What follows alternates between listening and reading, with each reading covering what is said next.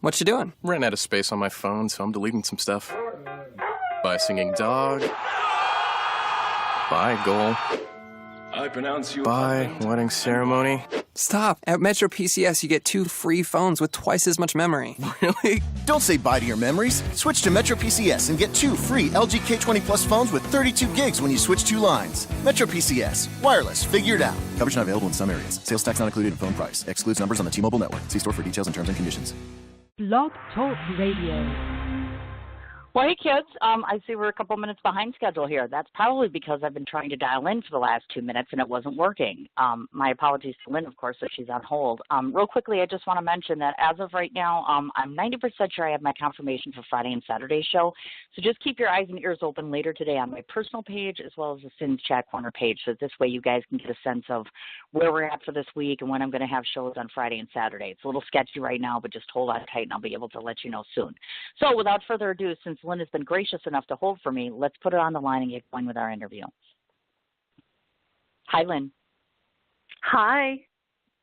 Oh, thank God you're there. Oh, my God, I feel so bad. I've been trying to call into my own show, and it wasn't working. I know that's hard.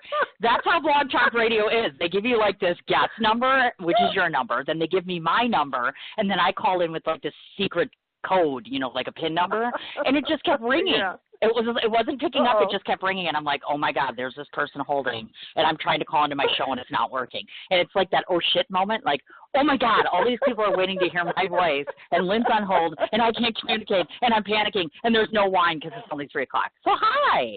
How are you? I'm doing well. I just want to say I have I live in Southwest Florida, so I'm not really in any danger of, I hope I'm not in any danger of Hurricane Matthew really doing, you know, a lot of havoc in this area. However, right when I was calling in, it started thundering. It's pouring. So I apologize if somehow I lose you. I don't know how that works. I'll call you back or whatever. Right. I was just going to say, let's address that. Yeah, let's address that right away because I knew that you were from Florida and I was going to mention that right away because I have other dear friends besides you that are there. And so everybody's kind of wondering how things are going. Is it just kind of section by section? Things are different in different areas or what's it like?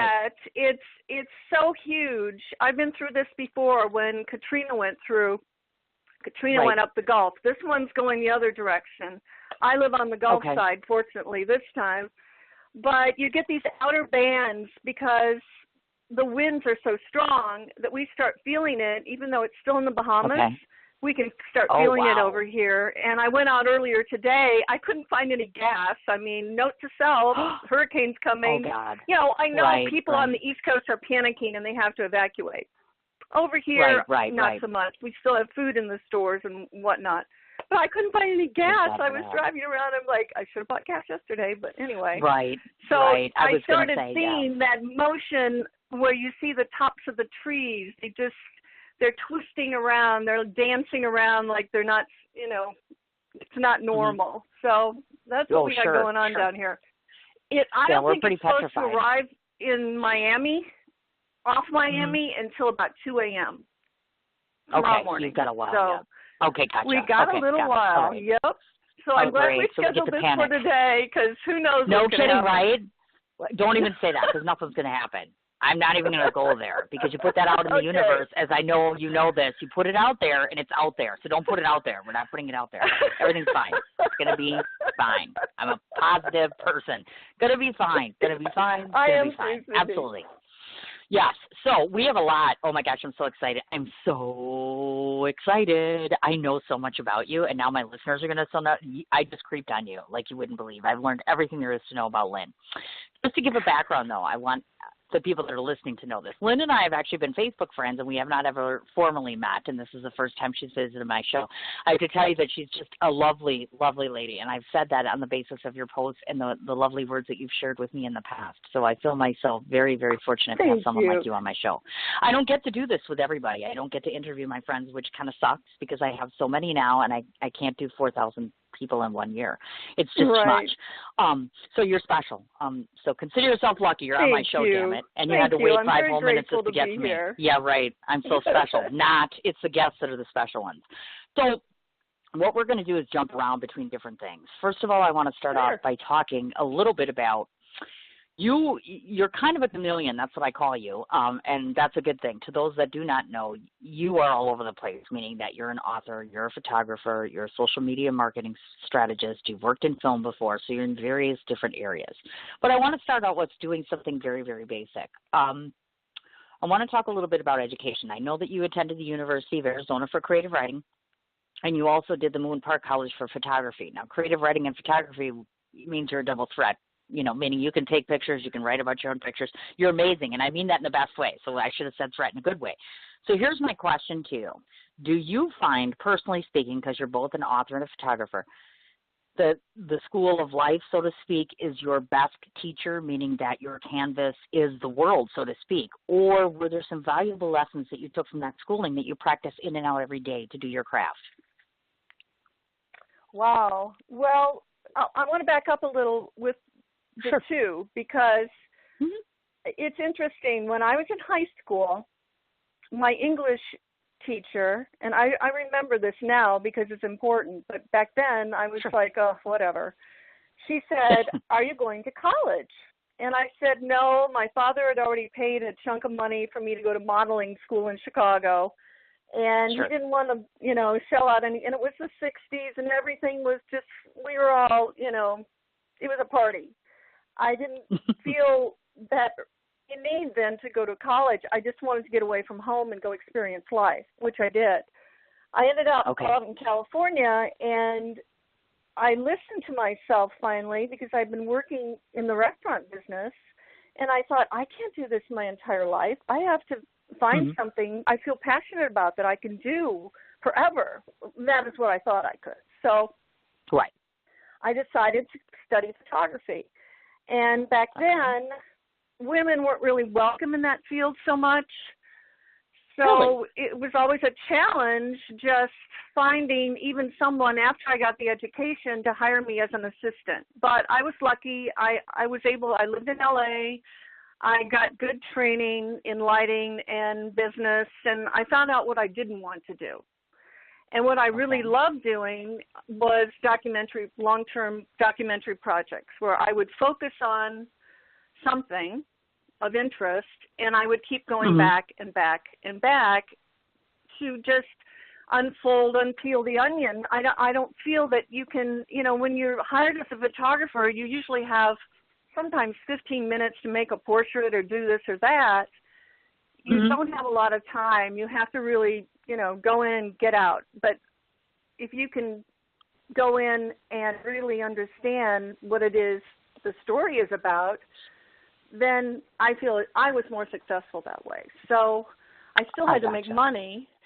So I was fortunate that I knew people in the film industry, and I worked for free on a lot of films just to make the photos I needed to get a portfolio, and then I was able to build that up so I could work. And what I did was I would work in film, and features usually ran 2, 3, 4 months.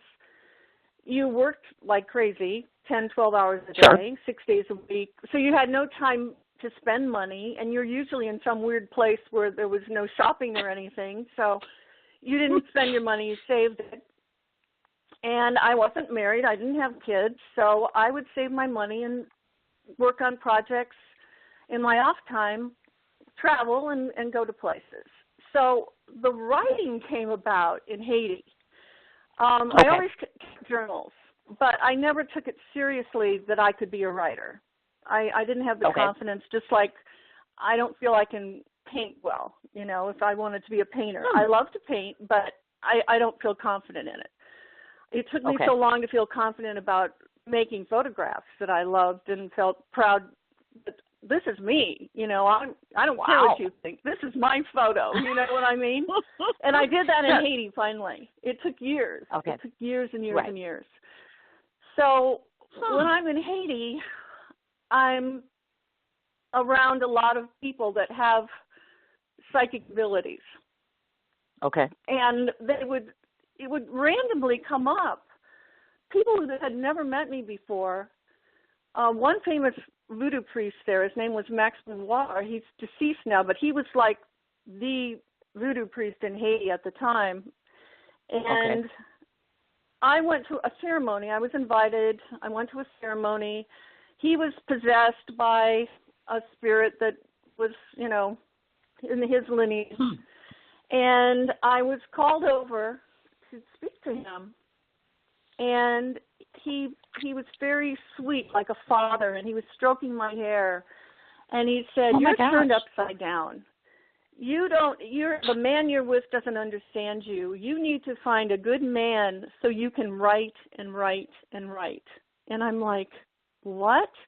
And then I was with a friend, and he pointed to my friend Fran, who lived in the place that I had moved away from because I broke up with this man and it was bad and I had to move to New York to get away from him.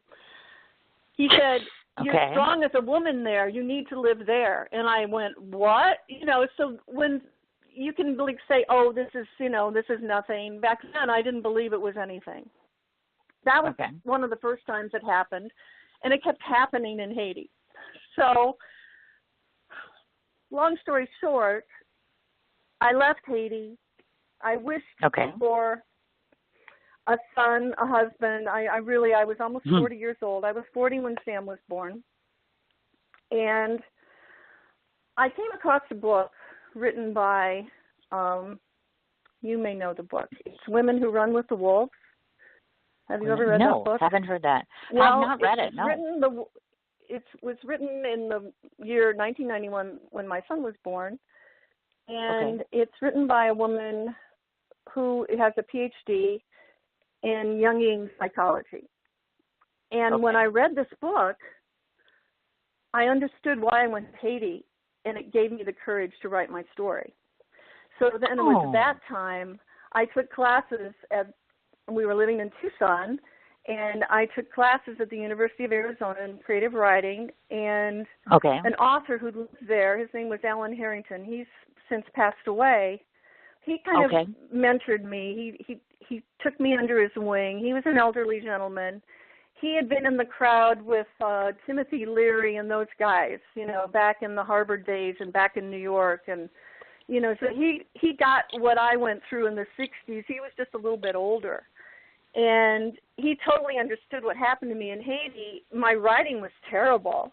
And I'm not saying that I'm a good writer either. I can do copywriting and the kind of things I need to do on social media, but, writing about yourself and making it interesting and, it's a struggle. It's, you open your vein and you let yourself bleed. So that's how it all came together. And I'm, I really feel stronger about the photographs when I do my writing.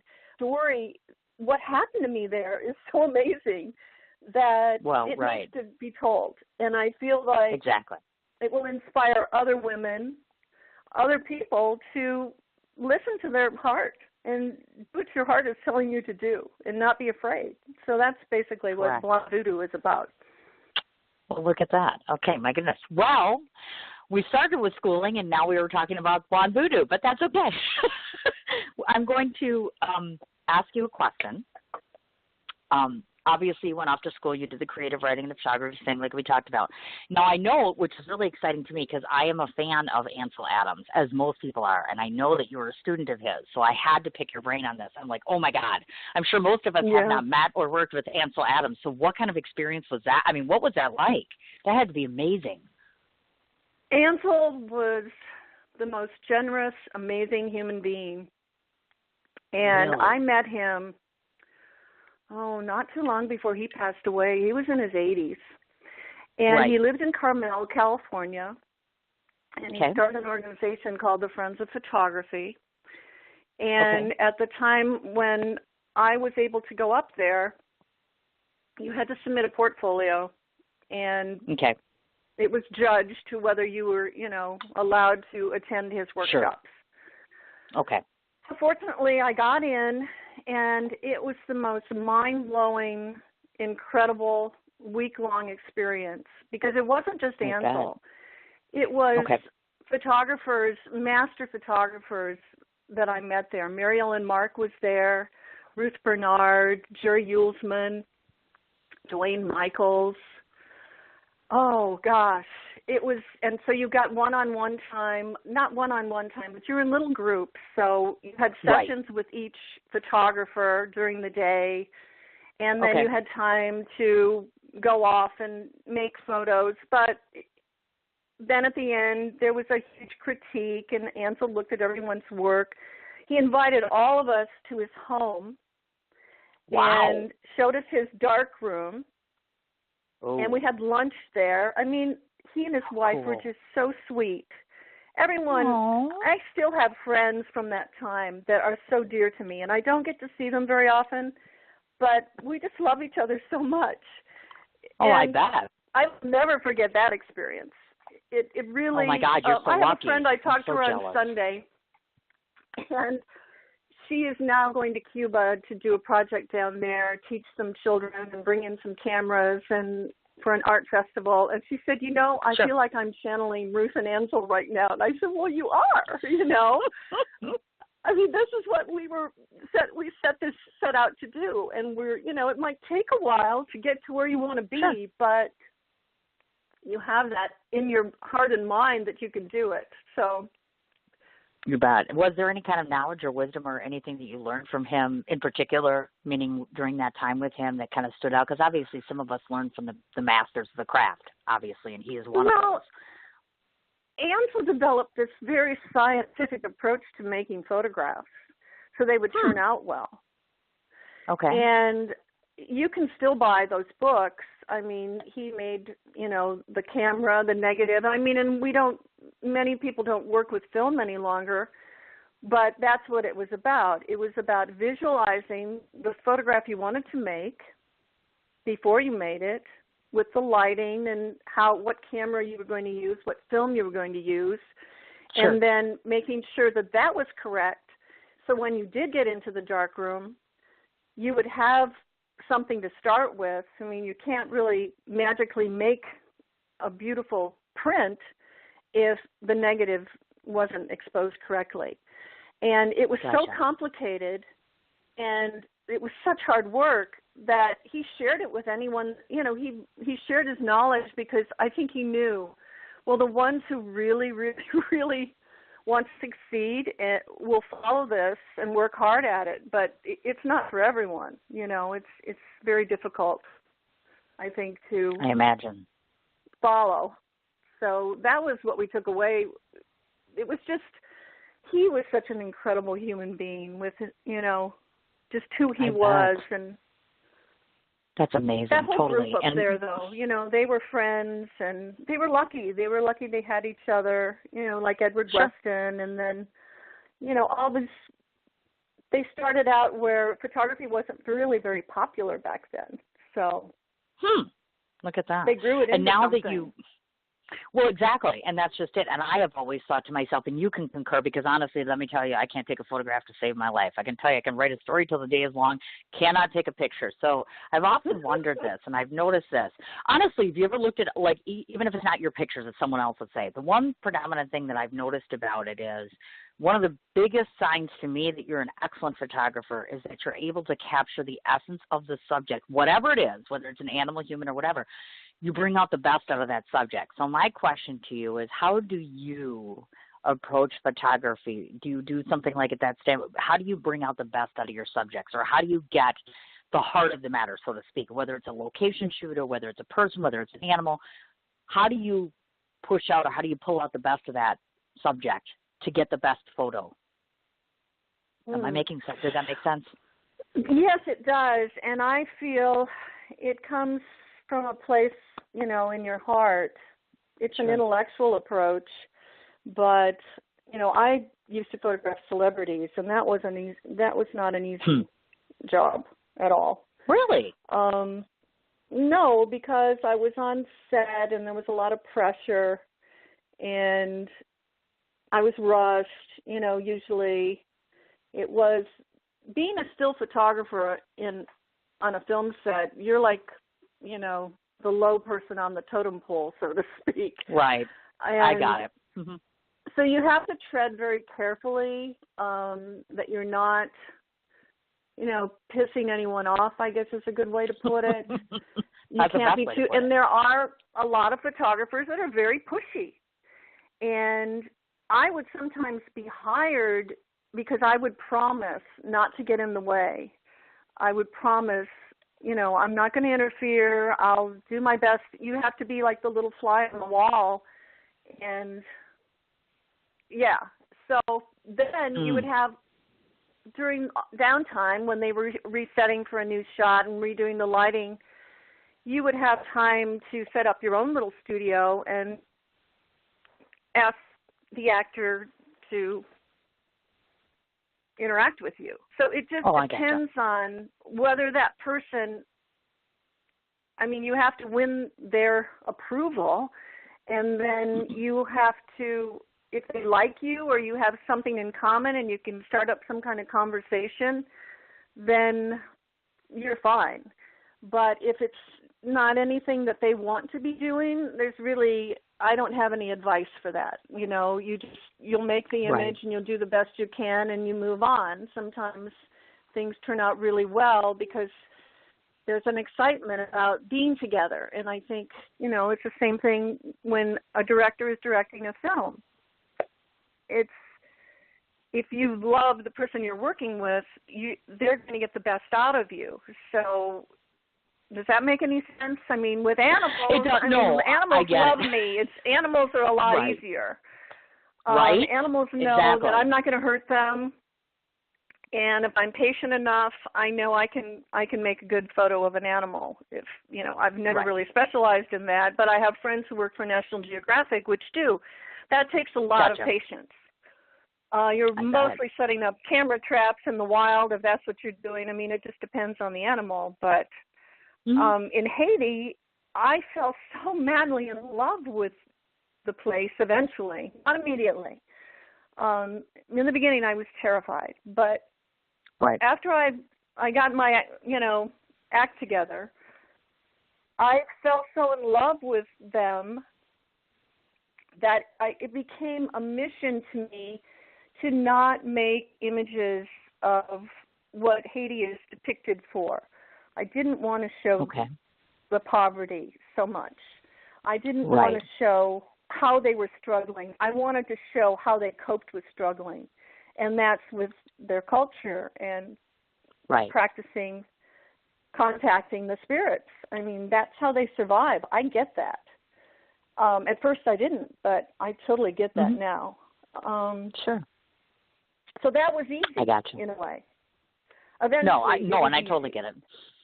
Sure, and that makes sense to me. Yeah, I've always wondered that because I look at different pictures and I see different things. I think we all see a little something different, but obviously to ask a professional photographer is a whole nother game. Okay, I want to switch gears a minute, and I want to talk about, since you brought it up, from 1980 to 1994. Of course, you did both camera and electric work relative to different film sets. Weekend at Bernie's, Bill and Ted's Excellent Adventure, Shakedown, Shock to the System. Now, that must be really cool. Now, some people that go on film sets are all excited because they get to meet people and they get to work, more so with actors and directors and things like that, and it's a big deal for them. On the flip side of the fence, to me, you come across as a person that absolutely loves to be behind a camera, just behind the scenes on a set.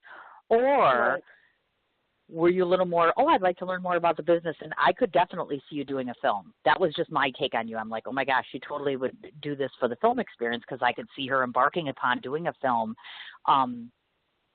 somewhere in the future, because you have that background. Oh, yeah. You've worked on a set. Okay.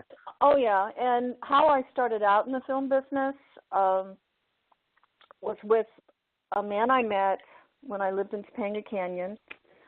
And I fell madly in love with this person. We were,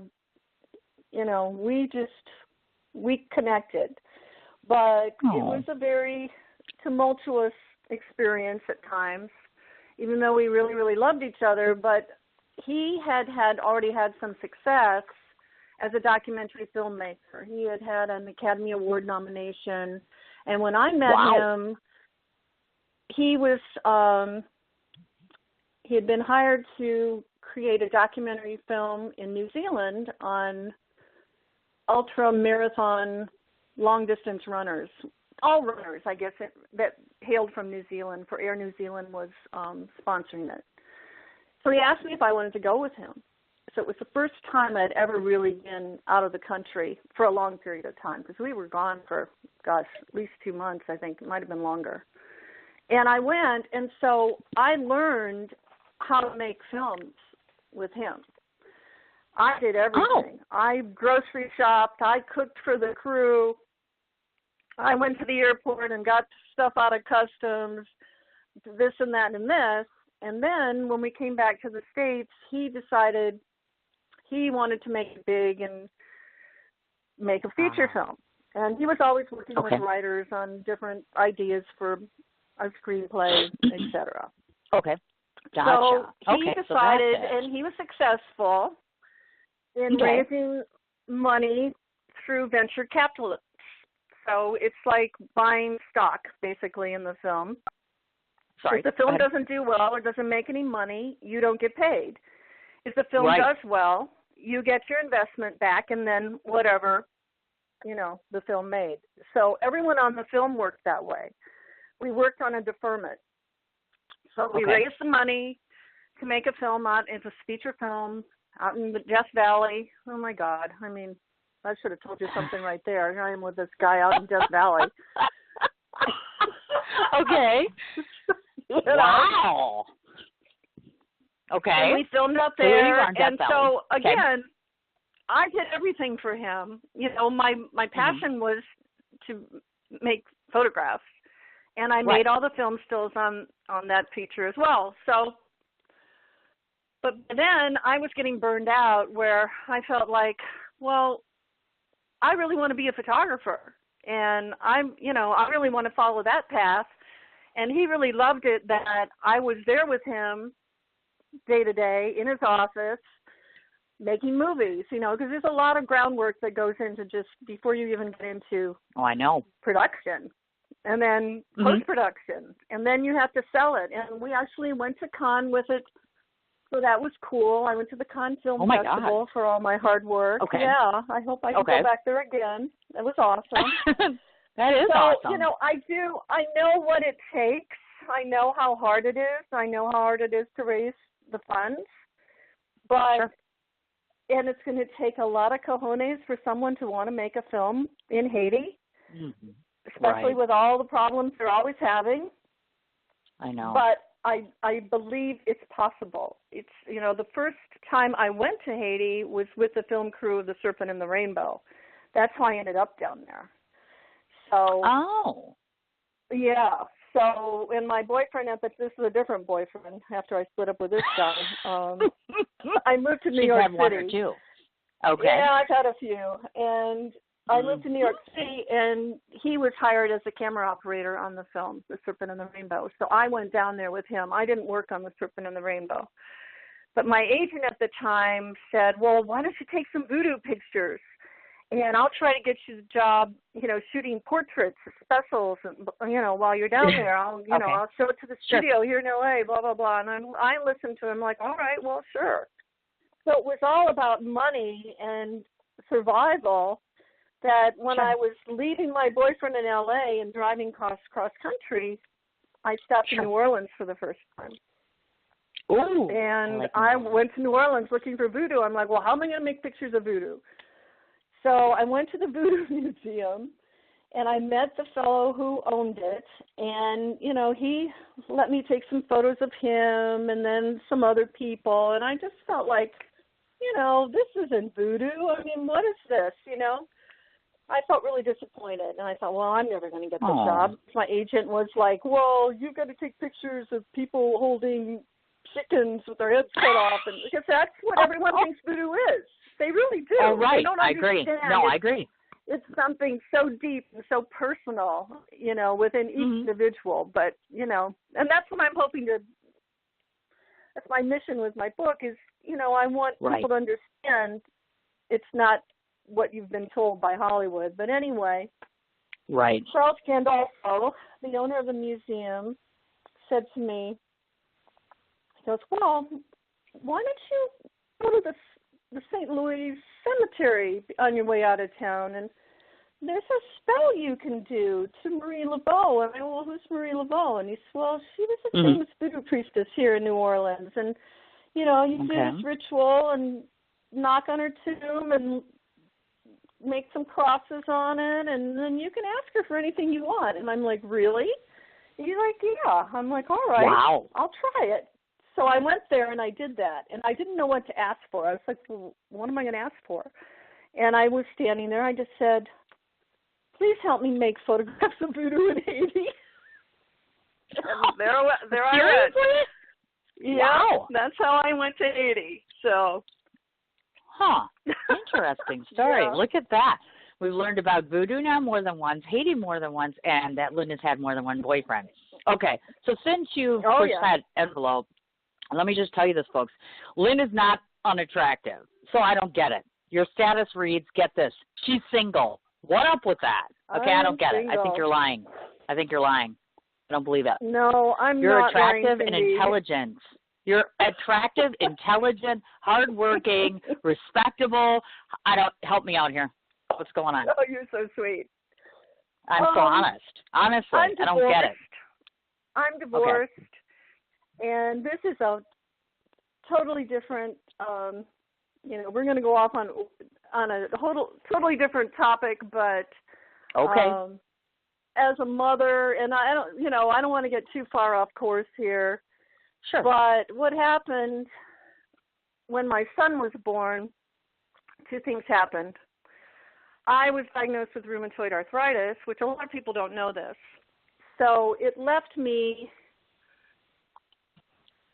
crippled, and I really couldn't do the work that I've been doing. So that's where I keep reinventing myself. You see, I've done so many things, but yes, I have. I had to figure out another way to work in photography. I couldn't lug, 70 pounds equipment up and down steps like I used to in New York and that kind of thing, or go. And when Sam was born, I had illusions that, because I saw it happening on the sets where other moms brought their babies to work and they had a nanny, and you made enough money that it would have been possible to take him to work with me. But I was ill, and then we found out later on with him is that he has a severe brain illness. So that caused a lot of me being put in the back seat. Right. And me having to be a mother and advocate and figure out, and back then the internet didn't exist. No one knew anything about these disorders in children, and he had a really tough time, and I did as well. And that really took a toll on my marriage, and his dad and I split up when he was a teenager, and then things got really tough. So, and things are still tough as far as he's severely disabled now. He has another new diagnosis, and he still lives at home with me. So I was talking to a friend last week, and, he said, well, aren't you going out with anyone? The same kind of thing like you're saying. I said, well, who would want me, Oh, my God. Really? That's the way I feel. I mean, who would who would want to tackle who I am and my ambitions, because I'm not giving up on this, Cindy. I'm taking this all the way to the end. I've waited so long for this to happen, and I'm not giving up. So that's number one. And number two, I'm not giving up on my son. So a lot of people have said, well, why don't you put him in an institution, or why don't you do this or that? I'm not doing it. I'm not doing it unless it's a last resort. And my biggest concern is when I'm not here anymore, what's going to happen to him? So I'm really trying to find a solution so I can have some peace of mind with that too. So that's why I don't have a boyfriend. I can't leave him alone. We need a date for Lynne. And I don't think house. anyone would want to. I did have boyfriends after his dad and I split up, and they were mean to him. They didn't. They wanted all my attention, And they thought that he was just, they didn't understand he was ill and thought his behavior was, what's the word I'm looking for, that he was doing it on purpose. And that's not the case. So, And I know I've read about you a little bit, too. I know you understand when you have a child that has some medical issues. Yes. It's a big, you are not it's kidding. A lot of stress. It's a lot of stress. I find this, I find this very ironic. I have to tell you, Lynn, that you are probably one of only 3 people on this show in almost 4 years that has ever made me cry on air, ever. That's pretty rare. Let me tell you why I am, and I'll tell my listening audience why. When Lynn and I were going back and forth on deciding if she was going to come on my show, et cetera, she had listened to one of my shows, and I was talking about the universe and things, and I have come, my very best friend, Sherry, who has taught me a great deal about the universe and what to put out there and what to believe, and she's helped me to discover who I am, and she has told me before that there are signs, there are things that come to you at that moment, so there's a reason that you're on my show today, and what you just said answered one of my very big questions. So thank you for that. You don't know that, but you just did. It's not very often that happens. It's I have a very similar situation. I met someone that I'm pretty sure that I have fallen in love with, and I've been very quiet because I've been seeing him for like 4 months now, and I kept pushing him away, and I kept pushing him away, and kept pushing him away. And, there have been concerns, and you watch my wall. I've had some very large concerns about my son, Tristan. My son is 10. Now, Kerwin, of course, is my seizure child, so I totally empathize with what you're saying because I've gone through 3 years of that, and now he is finally where he needs to be after 3 years. So I did the role that you did, of course. And now my 10-year-old has been – well, it's no secret to anybody that knows me or follows me. I've been a bipolar patient for 30 years, and I've come to terms with that, and it's been a very long road, and I'm nowhere near the way I used to be. But nonetheless, I know what that life is like, and I have prayed very hard for my children to not live that way. Well, Tristan has been displaying just a huge amount of things that are very troubling to me, and so ironically, I just left this man because we were out the other night, and my son Tristan was doing some things that are I believe behaviors that he can't deal. I mean that it's not all him. And so it's ironic that you said that because I told this man, I said I can't see you if this is how you feel about my son. So it's very ironic. So thank you. You've told me that I made the right you're choice. welcome. It doesn't mean it's a good one. It just means it's a hard one. Okay, then. Well, on to better things. It's hard to find people that I love you. I mean, I'm sorry you're going through that.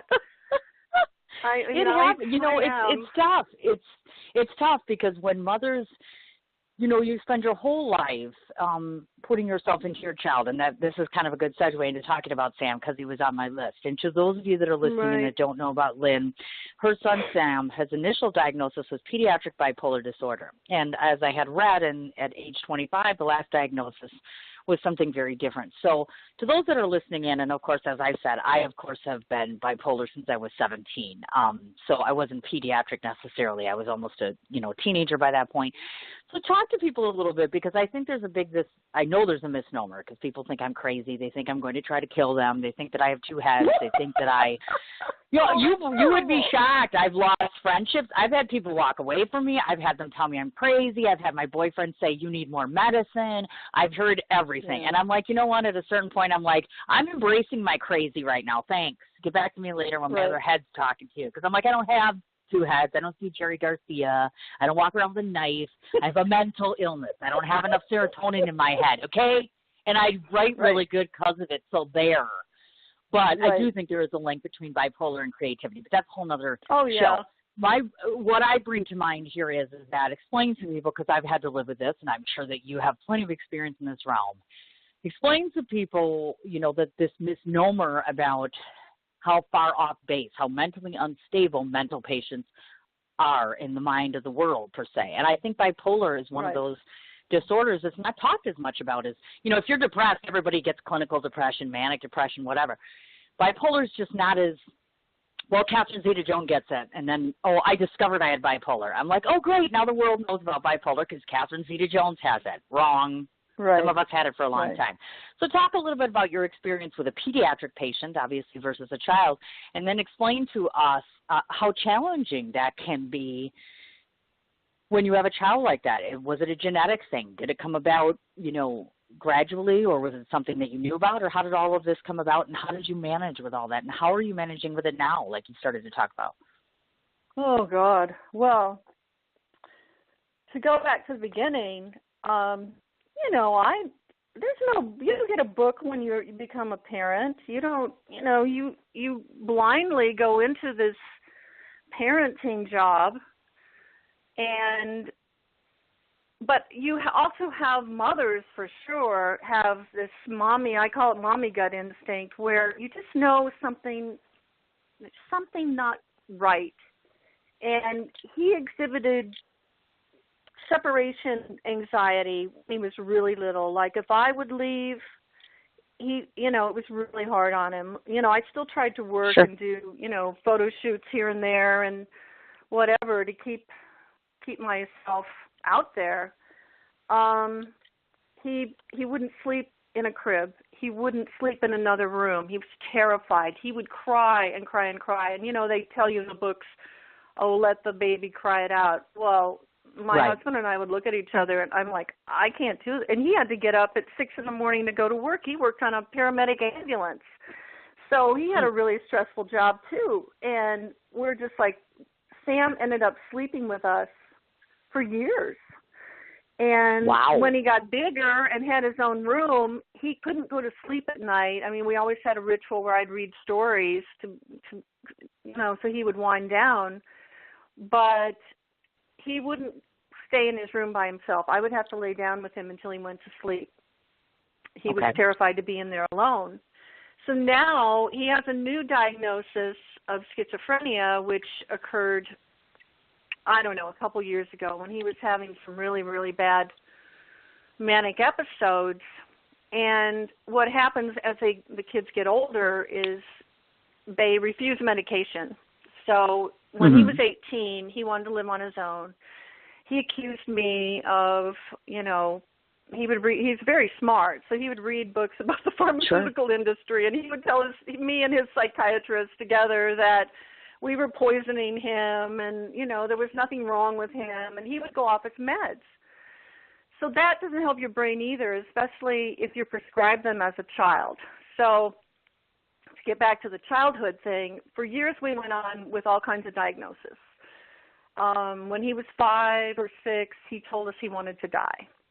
So I took him to a pediatric neurologist, and they did a sleep-deprived EEG. And, the nurse told me in the 20 minutes he was hooked up to the machine, she said, the chance of him having a seizure right now is just, it's I've never seen it really happen. So then the doctor prescribed, he said, well, he has agitated depression, because he would run around and he was like a whirlwind, dust devil. He would run, like if we would go into a doctor's office, he couldn't sit still. He would try to run out the door. He'd turn all the lights off. He'd be stabbing me with pencils. He would be cussing me out. He would be kicking us. It was just, he was scared probably to be in there. And I couldn't, it was really hard controlling him, and no school wanted him. Finally, I got him, an individual education plan, and that was 2nd grade after I held him back after being in private schools that couldn't accommodate him, and, it was, and I feel badly for him because he was so shunned, and everyone told him what a bad kid he was, and, I mean, that's the biggest challenge, Cindy, is their self-esteem and confidence. They need to be in an environment where their strengths are noticed, and the behaviors that they're having, it has to be understood that they're stress related. So like you were saying the other night, your son was acting out or whatever, and Sam could never go out to a restaurant when he was little. All the people or the noise or the lights or, he had so much overstimulation all the time. So that triggers things. And there's just so many things you have to look at. His diet. I mean, we found out he was allergic to red dyes. That would set him off. We found out hydrogenated oil used to be in everything. He's allergic to that. It makes him he would turn a knife on me. He would take a knife when he was 10 out of the kitchen drawer during the summertime after he ate an Eggo waffle for breakfast.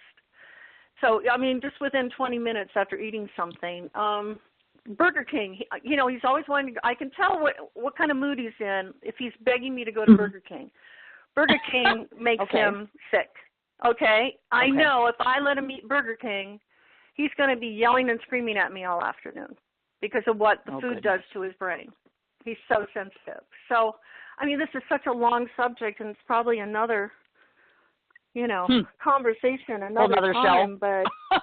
No, I understand. But what I finally was able to do, mm-hmm. was I found a book called The Bipolar Child, and it was written by Dimitri Pavlos and his wife, co-authored with his wife. And Dimitri's a child psychiatrist. He may be an adult psychiatrist as well, but he started focusing on different phenotypes of this disease, where the children are manifesting bipolar disorder. Because the biggest problem I had was the diagnosis. Because child psychiatrists back then, now maybe they're kind of coming to the game or to the party, should I say. But back then, a child psychiatrist is indoctrinated in school not to ever diagnose. I think that's why teenagers are the ones, like late teens, that's when you get diagnosed, because they would never diagnose you that young, even if they thought you were. They might give you the medication for it, but they will never, because it's and I've had psychiatrists yell at me and say, well, you think he's bipolar? And I'm like, yeah, I do. Well, I can't, that's a serious, mental illness, and I'm not diagnosing him. No one wanted to do that. Well, I took him to New York City because I was working up there, and when we went to see Dimitri, it was just so life-giving, because he just went, you fill out a questionnaire. He offers a treatment plan, and he offers to work with whatever psychiatrist you have in the state where you are, because obviously he's on the East Coast. If a crisis comes up, he can't come to the hospital or treat your child, but he can offer, he does Skype or phone consultations. He was down here a couple years ago. There was a symposium at one of the universities in Fort Myers, and I saw him then. But he does a lot of, he's someone I trust. Let's just put it that way. And so it's very hard to find a doctor that you can trust with your child, that the medication they're prescribing isn't going to make him worse. That's, the side effects are sometimes worse than taking the mood stabilizers. But what I found with Sam is he can't do antidepressants. He needs a mood stabilizer, and he needs an antipsychotic on board. And he needs something so he can go to sleep. If he can't sleep, he becomes manic, and that's what happens with these kids, especially. They overheat at night, and they get really wild right before bedtime, and they can't go to sleep. And their circadian rhythms are messed up with this diagnosis, so they finally fall into that deep REM sleep, like at dawn, when they're supposed to be getting up to go to school. And then you can never get them up to go to school, and then there's this battle. That was our biggest nightmare, trying to get him to go to school. And then he would beg me, I'm going to have a bad day, please don't make me go there. And if I made him go, inevitably I would be called to come pick him up. So, what do you do with that? Finally, for high school, I said, that's it. And we did Florida virtual school, and then he finally got his GED. But, he was a great musician as a young teen. And I really had hopes for him that he could have gotten a scholarship to the Berklee School. But when he turned 18, and that was when he was 17, but when, he crashed on me. And I don't know how to get him back. He still plays a little bit, but it's just, for him now, it's just getting through a day. And I'm just trying to keep him alive. I can't leave him alone. I can't work. You know what I mean? I need to work at home. Or I have to work, you know, his dad and I are still very close, and his dad helps me because I can't find anyone. Who else is going to help me with him? True. You know, who's going to understand what we're going through? And his dad didn't even understand for many years. He finally does. I mean, still, he's bipolar. He's diagnosed bipolar as well, so that became a big issue with him. Like, I'm being blamed for this. And, you know, no, you're not being blamed, but you're not taking care of yourself either.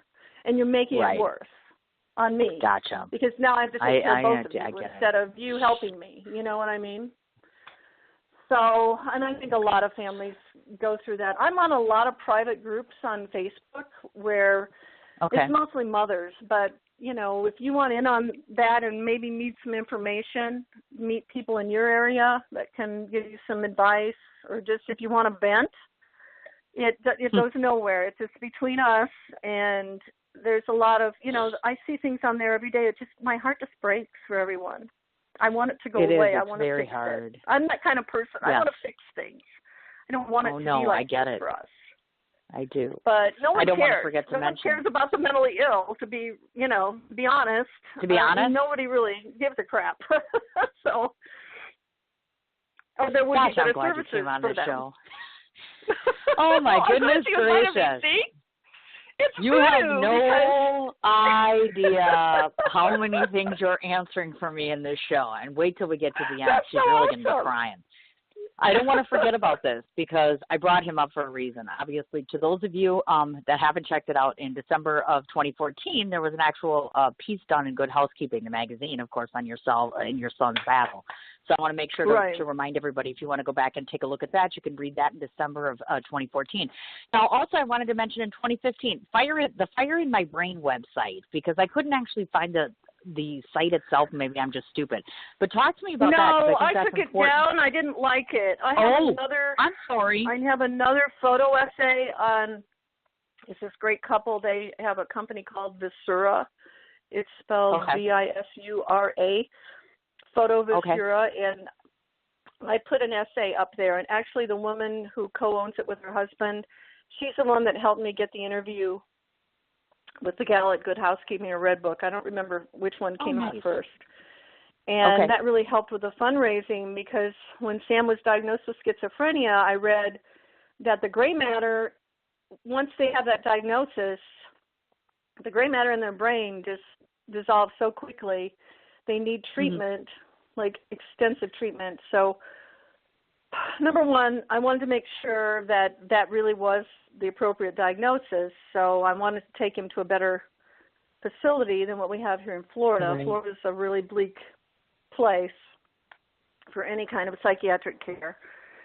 And, I mean, we're lucky we have what we have. But, you know, if I had a lot of money, I would definitely go to another state and you know, put him in some kind of residential treatment for a few months so he could learn more life skills, and, you know, but I have to make Blonde Voodoo a success first. You know, I've got to get some funds together. I get it. I totally get it. And that's really why I'm doing this. I'm unearthing this project from 25 years ago. I mean, I've always wanted to do it, but if I can be successful, then I can help Sam. You know, it's a two-way positive road to follow here. So I totally get what you're talking about. I do. But I wanted to mention that because I thought about the website too, and I was like, okay. Well, sorry about that. I didn't like it, so I just got rid of it. Sure. That's why you couldn't find it. But there is a photo. Well, there you go. Now I thought I was a bad journalist. See? You're lucky you cleared that up, because I was thinking bad journalist. Bad journalist. You're not doing your job. Okay. Now, I want to switch gears again. We're going to go back to the personal thing, because, frankly, if we don't, I'm going to cry again. And I've already cried twice. Stop it already. Okay, so on the personal side of things, we're going to talk a little bit about this. This is what I found out about Lynne. Number one, huge fan of all Chicago sports. Not just one, apparently, because according to her entire Facebook, it's Chicago everything for some strange reason. So she's a huge fanatic of Chicago sports. My guess is you either have a boyfriend there, or you're from there, or you just love Chicago? No, I was born and raised outside of Chicago. That's what I saw. And Bingo. I wasn't really a big fan of the sports until the man I married is also from the Chicago area, and Sam's dad. So that was something that he and Sam still have that in common, and so that's something we do together. And then I moved to Florida when my dad passed away, and my mom was a huge Chicago Cubs fan. And Sam would always watch the Chicago Cubs games with her, and I wish she was still alive because finally this year they're doing better. Kidding, hey? Yeah. Oh my gosh, well, look she's at like that. the Angels in the Outfield story. You remember that movie? Yes, I do. I totally do. Yes. Now, listen to this. Oh, my God. I don't even know if I can say all this. Just listen to this, folks. And this is all part of her itinerary, meaning her life itinerary. She's been to New York City, Arizona, California, Florida, Illinois, Dominican Republic, Haiti, France, Peru, Fiji, and New Zealand. Holy hell. Is there anywhere you haven't been yet? Well, I haven't been to all the places I want to be. I have a huge bucket list. I don't know if I'm going to make it. I haven't been to Greece. Really? Oh, no. Yeah. I really want to go to Greece. I've never been to Italy. Never been to Italy. Me neither. Lots oh, my of gosh. places. I've never been to India. Yeah, I've never been to Tibet. There's lots of places I would like to go. I'd love to go, do more in the South Pacific. I've never even been to Hawaii. I'm sure you'd love to come to Wisconsin, where I am, where it's Midwestern crap, road construction, and cold all the time. Well, I got out of there, Cindy, for a good reason. Thanks a lot. Appreciate that. Well, I don't have a hurricane here, thank you, Jesus. Then I have to sit here and worry about you people with your little hurricane stuff, which gives me a heart attack. Oh, my God. Thanks. She had to put that in the universe. Thank you. When it snows tomorrow, guess who I'm calling? You. It won't snow today. We don't put that out there, okay? It's one of those things. And not surprisingly, because she is a celestial sort, so it didn't shock me that her a range of music, which I happen to like too. I'm a huge Sade fan, huge UB40 fan. Obviously, Bob Marley, B.B. King, oh my God. But the really kick-ass part about you is you like Maleficent. Maleficent is like my hero. I know that's bad to say, isn't it, because she killed her ex, and that's probably wrong. But I like her. She is a badass villain. And I'm like, Lynne can be a Maleficent. I mean, you're not going to kill anyone, but like you could totally be a Maleficent. Coming out of my hands a lot. Ouch. Note to self, don't piss Lynne off. She will curse you. People should understand that. She has the power because she brought it back with her, kids. Thank you. And you also, I saw, it's listed here that you do both Spanish and French-based languages. So I was curious to see how fluent you actually were and if that was part of your travels, like you learned because you were traveling there, or were you already fluent in that before you did that stuff? I studied Spanish in college, but I never got the hang of the conversational. I mean, I can understand what part of what you're saying to me, but I don't have someone to talk to every day where I totally understand. But when I was in the Dominican Republic for a number of months, because that's where most of the filming of The Serpent and the Rainbow was done, I got by fine. If I'm engrossed in the culture, I pick it up. And the same with the Creole in Haiti. When I first went there, I couldn't speak to anyone because they didn't speak Spanish, they didn't speak English, they didn't speak French. They speak a patois. So I had, it was hard. But I've studied the missionary books that you can buy with the dictionaries, and eventually I learned new words every day. I did okay. I mean, I'm not fluent in either one. I can't say that I am anymore, but I think you can make if you go around somewhere and you need it to survive, then it'll kick in. Gotcha. I understand you have to get completely. food So or whatever, you're going to go, okay, how do I say that? No, I get it. I do. Now, I want to switch gears a second because we talked about a bit about the photography and the writing side of things. So to those that are listening, because I have a whole bunch of people that are in this area of or specialty area or are curious about this. Nowadays, we live in a society, and you know this all too well, where social media is the bomb. It's the thing. It's the key to success in some areas and such. Mm-hmm. So I thought you'd give us a 30-second spiel on, since you are a social media marketing strategist. You love that? That's a really good title. That means like she's really important with social media or something, right? I'm guessing. I don't even know what the hell that is. So we're going to have you talk about that really important title that you have, and do tell us the number one thing that you believe, because you are a, quote, I'm going to guess expert in this field. Why is it that you think that we have turned from personalization necessarily to this social media marketization? Because I really do think it's transformed, and in some ways I don't know that it's a good thing. Do you know what I mean? Because social media kind of detaches us a bit. Does that make sense? It does, yeah. Okay. I think it's so easy now how Facebook has grown. And this is just from a personal standpoint. People have found me on there that I have not spoken to in some, many, many, many years. And that's the nice thing about it, too, that you can connect with people. But it's a lot of it is superficial because it's not like picking up the telephone. It's not like making a lunch date and saying, "Oh, let's go, do this together." I'm very isolated because of my situation with my son. So, and I live in Florida now. When I lived in New York, it was different. I could go out and do things every day. That was better for me in a way. But I just couldn't imagine taking, with the difficulties he has with stimulation, I couldn't do that to him. So instead of getting a good job up there, I just was like, all right, we're going to stay down here. Whether that was a good idea or not. I'm getting a little off track here, but what it goes back to is I never thought the social media would blow up the way it has. And it's such a wonderful way. You can connect with people you don't know, but you admire, to see what they're posting or what they're doing or what they're eating, whether it be a celebrity or just anyone. I mean, that's something that's really useful.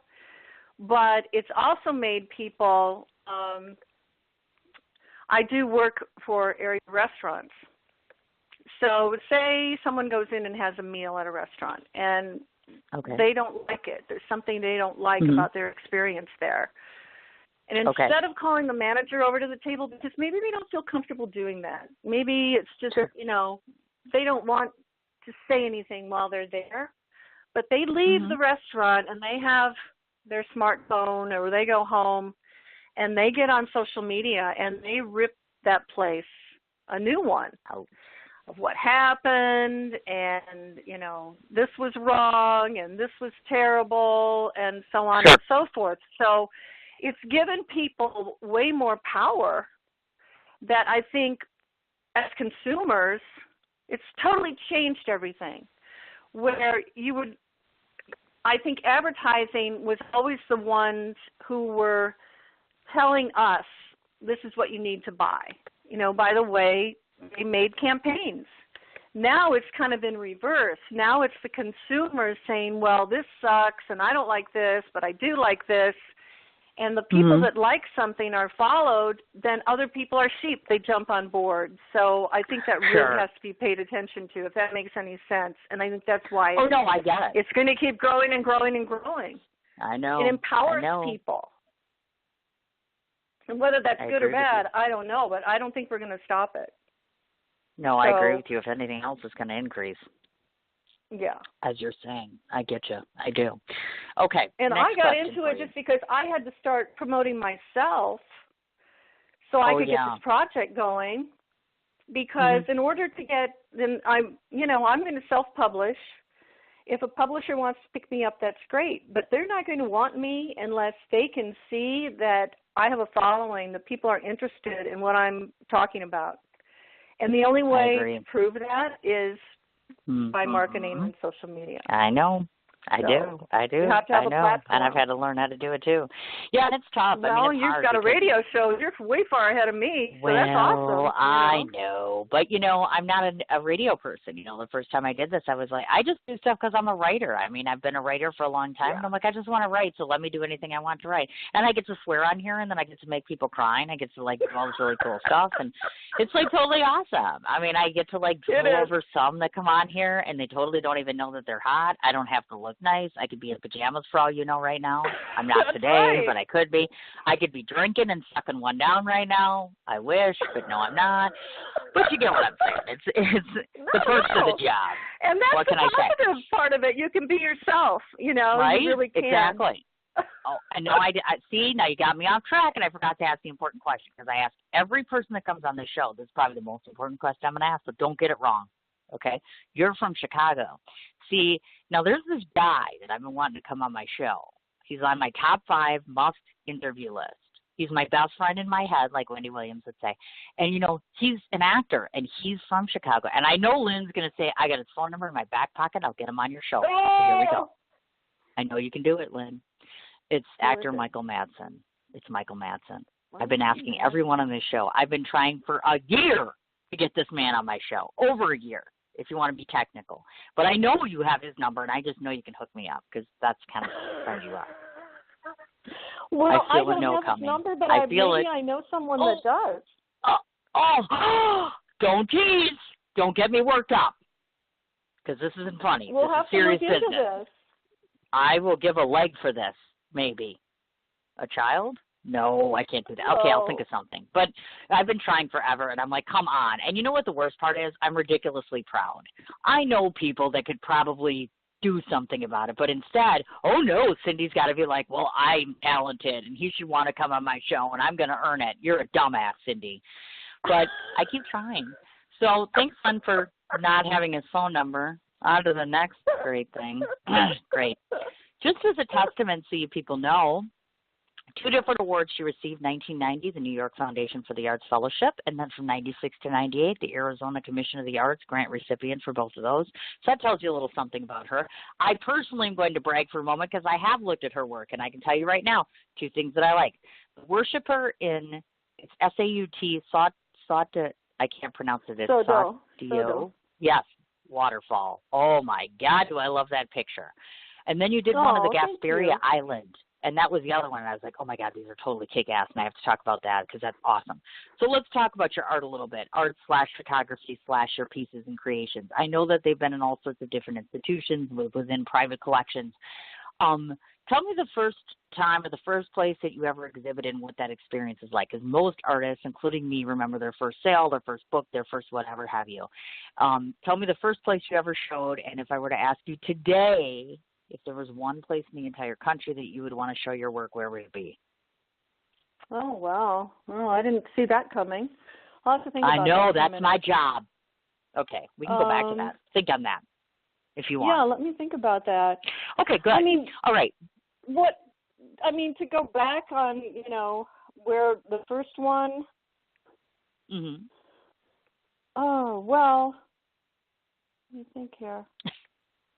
You can think on it. I did work before I went to Haiti. I did a personal project on the homeless. Okay. In Venice Beach, California. Okay. And that was at the time when Ronald Reagan closed down all the psych hospitals.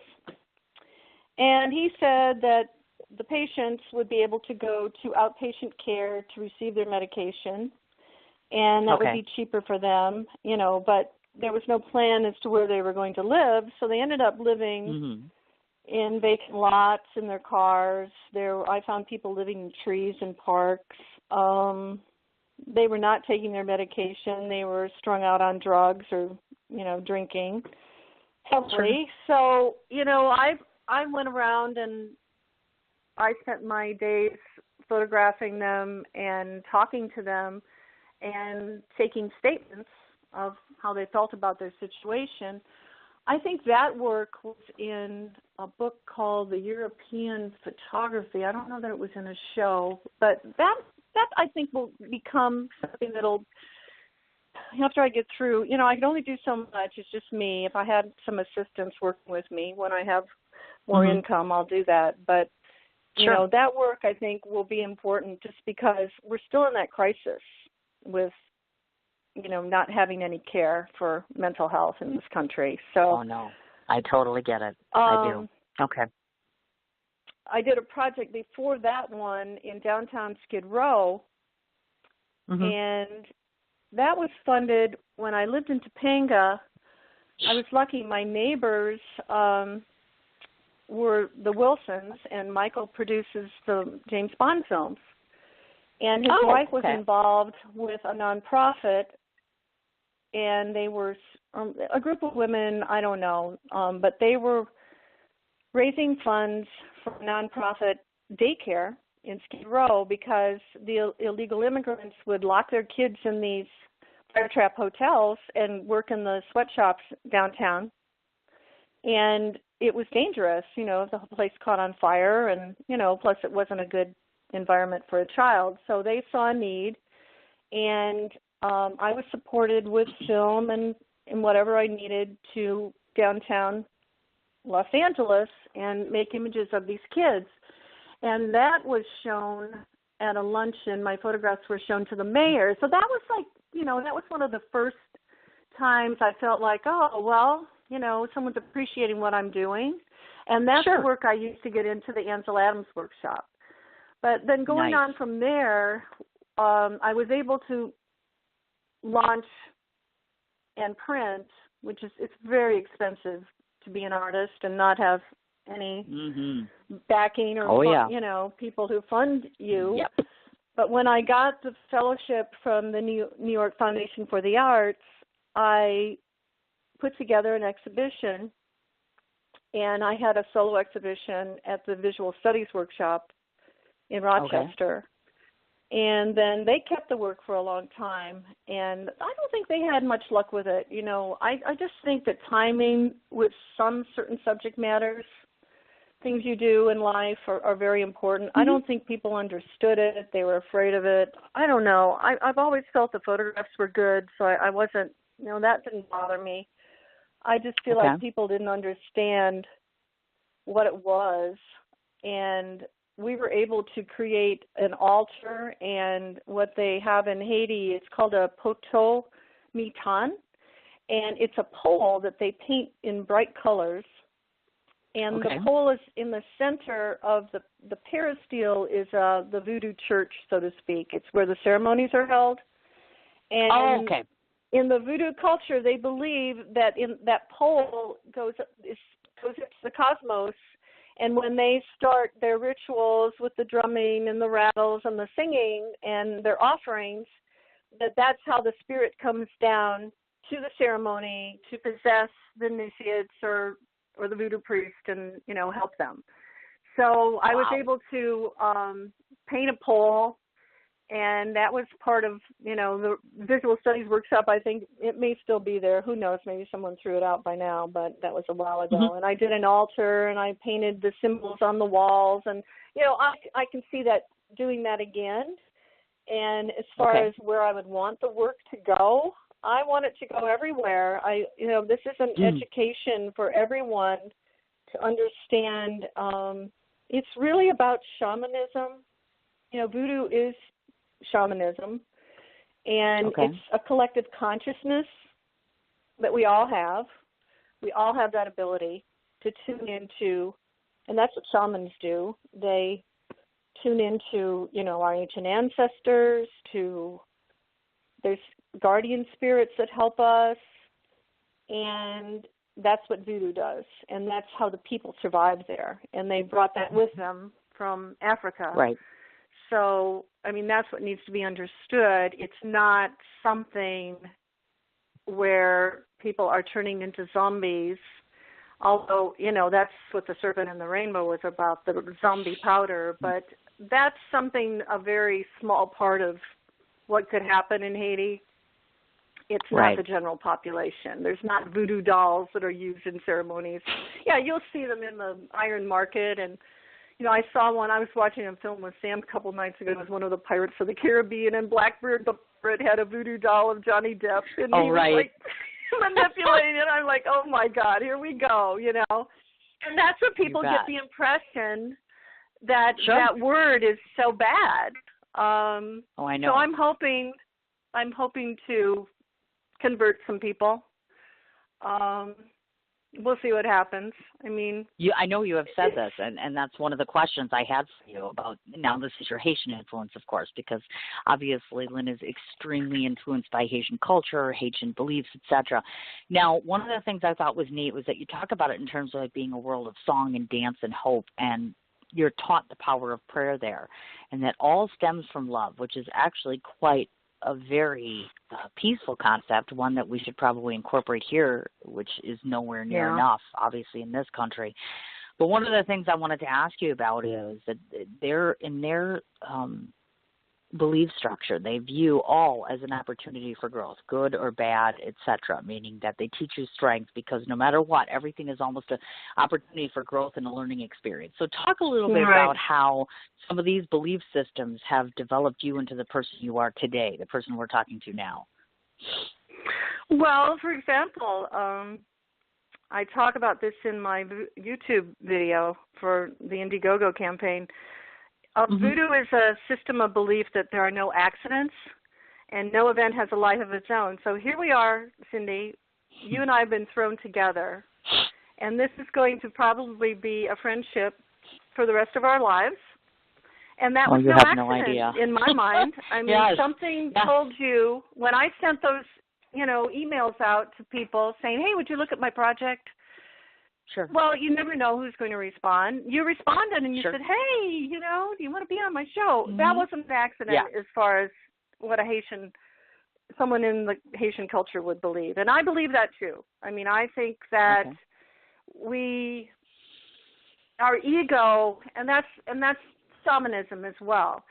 We have a soul and we have an ego. And our ego is sometimes telling us to do things that are maybe not for our highest good. So if you're setting an intention like you were talking about, you need to ask your guardian spirits, is this for my highest good to do this, to say this, to be with this person, to, whatever.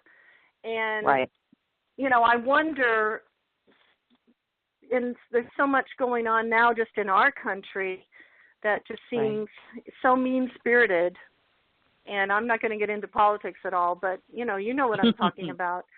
Yes, I do. People are like, they find power in picking on, talking down or picking on another person.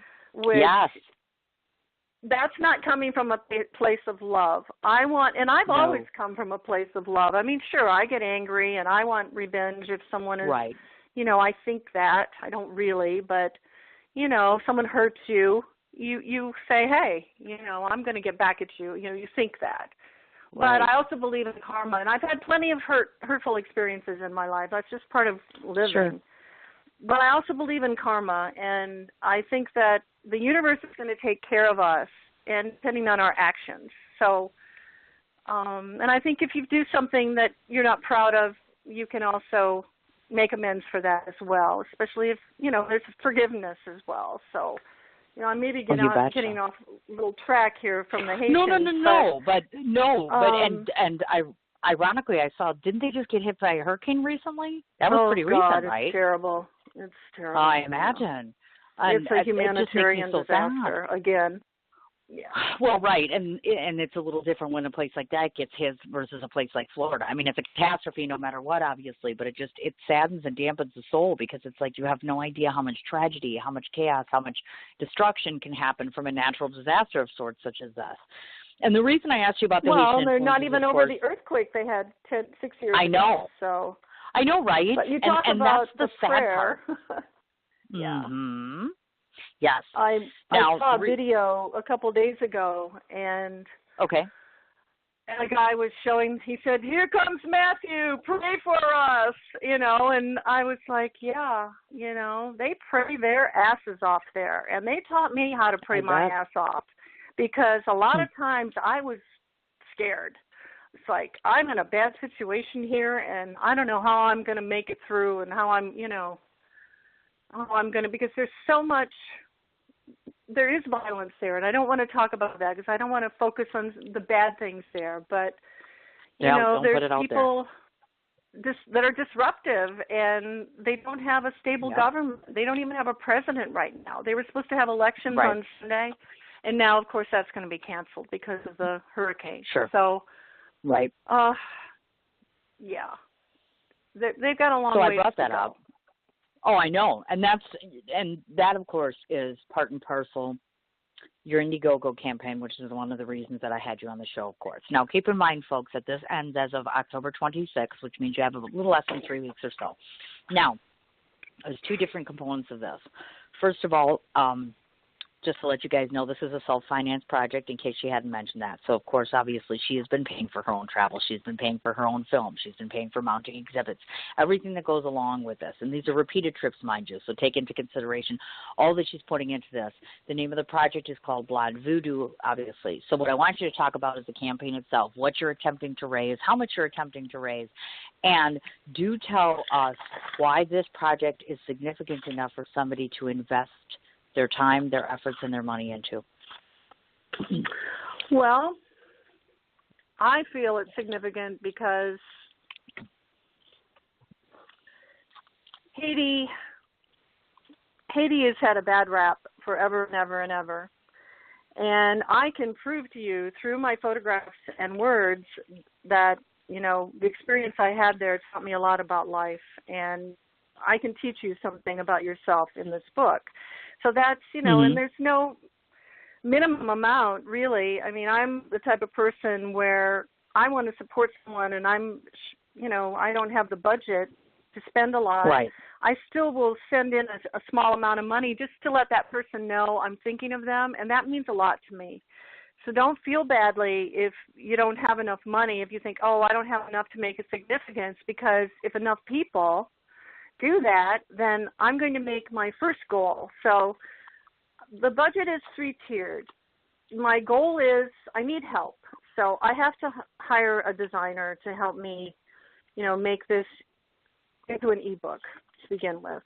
And then I want to, if I get enough money, then I will move on, and I can also do an on-demand program online. But I need money to hire a creative team.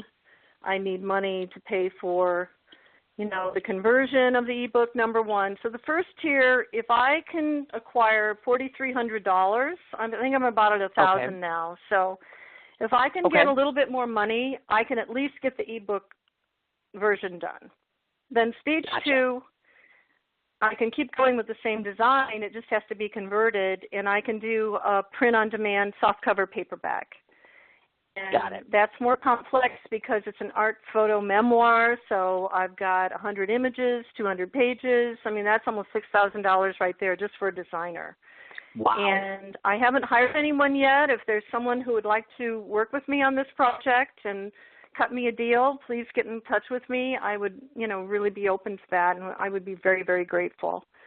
Gotcha. So stage 2 cost is about $7,800. Then if I can, get all that together, then the next step is the marketing, and that's huge. I have to do all of that myself or hire a publicist. Mm-hmm. So, and you know what that's like. You have to promote to consumers, librarians, booksellers, industry professionals. But my final goal, and, go on a book tour if I have the funds to do that, my final goal is to sell the story for film rights, because it will be a great film in Haiti. And it's historical now, so there may be some things that have been destroyed by the earthquake that would be a workaround. But, that's what a screenplay is written in a way. So it's, you can make that happen. Things are left out, things are added, whatever, to make it a good story. So, I'm also, if anyone would like to start working with me on the screenplay, please get in touch with me. here I am. I'm ready to rock and roll. And like you calling me, and we're connected. That's why I did this campaign. It's not even so much about the money. Yes, I need the money. But it's about reaching out to the universe and saying, here I am. This is what needs to happen. Find me the people that want to do this with me. So here we are. We'll see what happens. Isn't she amazing? That's all I can say at that second to that. I just can't. I'm not giving up. Failure is not an option. Whew.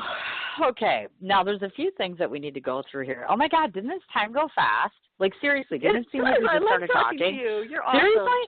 Well, see, I get the sense that, and this is why I keep doing radio, because in the beginning I was like, first of all, I sound like a boy. And don't tell me I don't, because I've listened to myself. I was forced to when I wrote my last book. I had to listen to all these interviews, and I'm like, I sound like a dude. It's embarrassing. I don't sound like a girl. I sound like a boy. That's number one. Number two, I'm like, I know nothing about radio, so I had to learn all of this. And here we are 4 years later, and the reason I keep doing it is because people are like, oh, my God, it's like a conversation. It's not like, you would never know there's 50,000 people listening. Or you would never know that, there's all these people that are critiquing, or I get comments about things. It's amazing to me that it's become a nice dance that I do. It's one of those things. So it's gone very quickly. So there's a couple different business things we need to do. And then if you've listened to my show, you know how I end my show, right? Which means I get to tell you what I think of you. You're going to like that. I want you to be quiet a minute because I'm going to read off all the various ways that people can find you because this is an important component here. So I'm going to tell you folks, first of all, she has a personal Facebook page, and I'm going to spell her name only because Lynne always has different variations. It's Lynnne. Excuse me, and the last name is spelled Warberg. It's Warberg. So that's how you find her personally. Then, of course, she has her photographer page, which is, of course, Lynne Warberg Photographer. She also has a Facebook page for Blonde, and Voodoo is on the Facebook page. It's spelled Voudou in order to find it, and it's Blonde, Blond, Blonde Voodoo. She is on Twitter, which is and then, of course, again, Lynne, and then Warberg, Warberg. Also, she's on YouTube, IMDb, of course, LinkedIn. She has her Indiegogo campaign, which I, of course, have posted up on all my various different places. And then she is at the VitaBrevisPhotography.wordpress.com. And also, I can't read my own damn writing. I know that there's another one, right, which is is it SOAT? So, okay, do you know what I'm talking about, that other website that you have? So, is it sotanart.com? Am I saying that wrong? Probably, aren't I? I don't know. Let me go back and look here. I think you gave that one to me, which is why I listed it, because there was a bunch that Lynne gave me, and then during the course of researching you, I had found, obviously, different places where I was able to find you. Oh, that's it. Oh, Saatchi. It's SaatchiArt.com. That's where I sell my prints, and that helps, too. So if you would like to own one of my photographs, you can go on there or contact me directly. Yes. We can... And that's another thing I didn't mention. Well, I'll let you finish, Cindy. I don't want to interrupt. That I'm going to do a promotional. That was the last one, as a matter of fact. Did I miss any place, or is there any other place that people can find you besides that? No, that's SaatchiArt. Okay, good. And I am offering. I'm going to do for all those who've already donated to the Indiegogo campaign. Indiegogo has. How do I say this? They offer ways to help you get more donors, so to speak. So I'm going to do a contest, and for the person who brings in either the most amount of money or the most amount of referrals who then donate will receive a print that I'm going to make. It'll be a digital archival print, and I'm going to do black and white. Nice. I spent some time. Nice. I don't know if you know who Catherine Dunham was, but when she was living, I spent some time at her estate in Haiti. It was in the outskirts. And I have some beautiful black and white images that I just kind of unearthed a little while ago. And I'm like, I should print these. So, and I'm sure that place was destroyed in the earthquake. I'm not sure. So I have some images that I'm going to print, and that would be your prize if you win. So, so basically You're not going to offer me like an interview with Michael Madsen then instead as a prize? You have already given me so much. I hope I can do that. Let me see who I know who knows him. I don't know. You're killing me. That's okay. Now that I've covered that stuff, we've covered the Indiegogo campaign, all that good stuff. Okay, so this is what I'm going to tell you, and you might cry before it's over because I've been known to make people cry on my show. You know, it happens. I don't know why, but they do, and probably because I'm so damn sincere. So in listening to you go on and on about this wonderful campaign that you have, the first thing that I was thinking was, oh, she mentioned screenwriter. I don't know if you know this or not, but I've been a writer for 20 years, and I've written 4 films. I'm pretty sure I can help you with that. I'm pretty sure I can help you with a publicist. I'm pretty sure I can help you find a designer. I'm pretty sure I can help you with any damn thing you want. All you got to do is be nice to me. And, well, and maybe Michael Madsen. Did I mention that again? Here we go. If I could have a husband, that would be even lovelier, but okay, we're not going to go there. So the last thing I want to do is to talk about what I think about you. A bit of trouble sometimes. They're kind of a pain in the ass. Don't lie. Okay, yeah, they're just kind of a pain in the ass, and we're not going to lie about that. Yes, there you go. So the last thing I get to do is to tell you what I think of you, and luckily so, because I, like a fool, my phone is at like 13%. I'm like, oh my gosh, we did almost a 2-hour interview. No wonder my phone's dying because she's talking my ear off, which is great. So these are my see, I'm already nervous because it's going to upset me. These are my impressions of Lynne, folks, to those of you that do not know her. There are 2 things that stand out in my mind about her. That the first time she approached me on Facebook, from what I can recall, our conversation was for her to reach out to me in my time of need as it related to my child. There is no greater testament to the character of another person in my mind when they reach out to help another human being that's a virtual stranger, not because they have to, but because they choose to. This would not be the first time, and just very recently, she had just shared a post from my dear friend Phil Marish, who obviously, of course, is the heart transplant individual that I'm working so hard to raise money for, who is, by the way, at the doctor today, who's not feeling so well, so I am terribly nervous. So Phil and Amber, as they already know, I'm very nervous, and I'm praying. But, of course, that leads back to Lynne. She was so gracious as to put this on her page and say, I would rather give my money to a literal stranger versus blah, blah, blah, which was very touching to me. So that tells you a little something about her heart base, for one. I am always gravitating to individuals with like minds and like hearts. So first and foremost, she has a heart that's very similar to mine.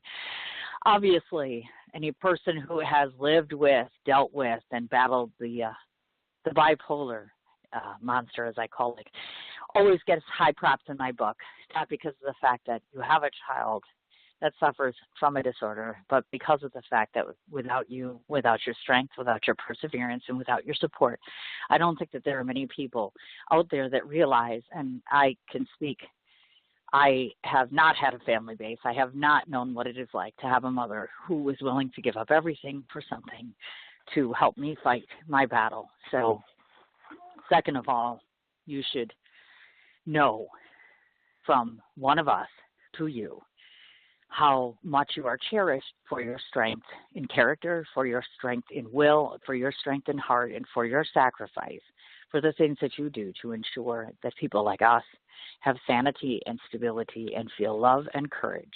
You're to be commended for that. That's number 2. Number 3, you have a passion and a purpose in this Indiegogo campaign.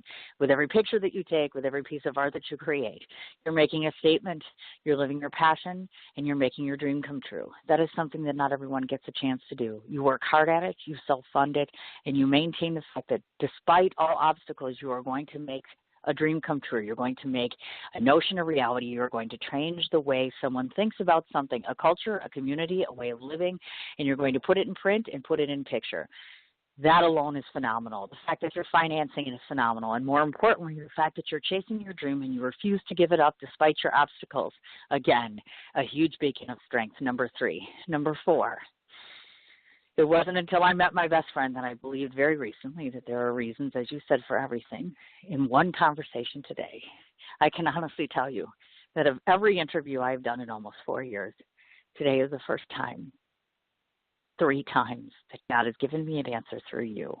So it is I that find myself very grateful for having a guest like you, because you have answered a good deal of my prayers, and I cannot thank you enough. And you are a vessel. And for that, I am very, very grateful. And most importantly, the last thing you need to know And what you may not know is on that docket of 4 films that I wrote, one of them is a bipolar disorder documentary designed solely and exclusively to provide funds for people that cannot fund their own medication to raise awareness.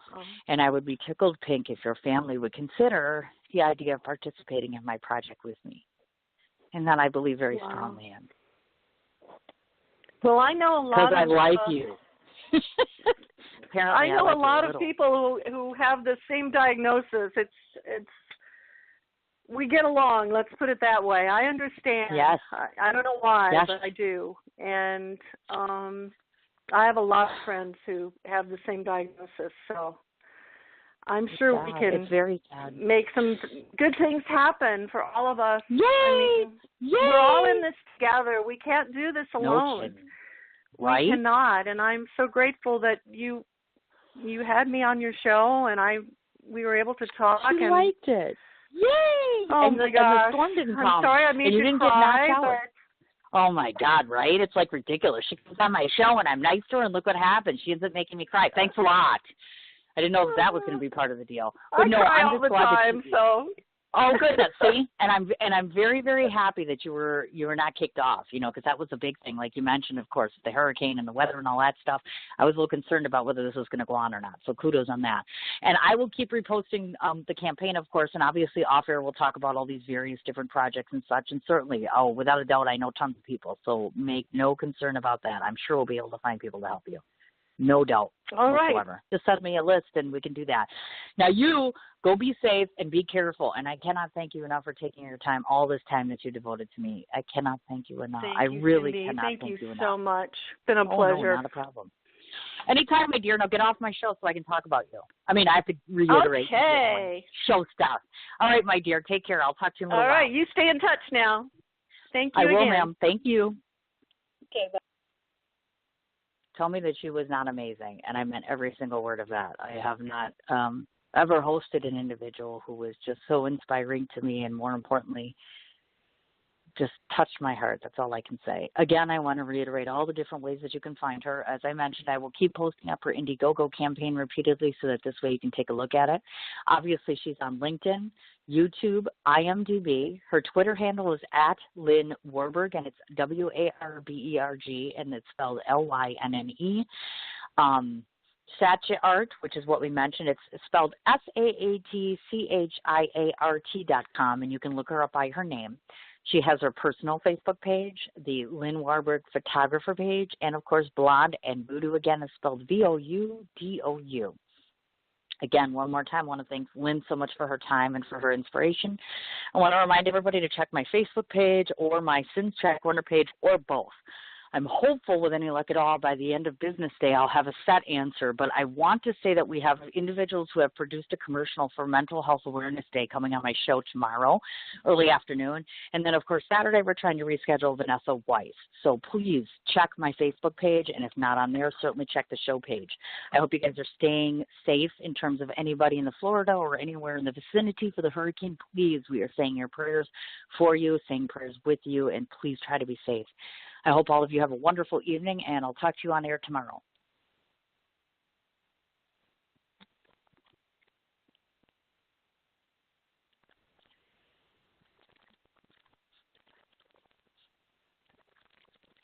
What you doing? Ran out of space on my phone, so I'm deleting some stuff. By singing dog. By goal. I pronounce you. By wedding ceremony. Stop. At Metro PCS, you get 2 free phones with twice as much memory. Really? Don't say bye to your memories. Switch to Metro PCS and get 2 free LG K20 Plus phones with 32 gigs when you switch 2 lines. Metro PCS. Wireless. Figure it out. Coverage not available in some areas. Sales tax not included in phone price. Excludes numbers on the T-Mobile network. See store for details and terms and conditions. What you doing? Ran out of space on my phone, so I'm deleting some stuff. By singing dog. By goal. I pronounce you. By wedding ceremony. Stop. At Metro PCS, you get 2 free phones with twice as much memory. Really? Don't say bye to your memories. Switch to Metro PCS and get 2 free LG K20 Plus phones with 32 gigs when you switch 2 lines. Metro PCS. Wireless. Figure it out. Coverage not available in some areas. Sales tax not included in phone price. Excludes numbers on the T-Mobile network. See store for details and terms and conditions.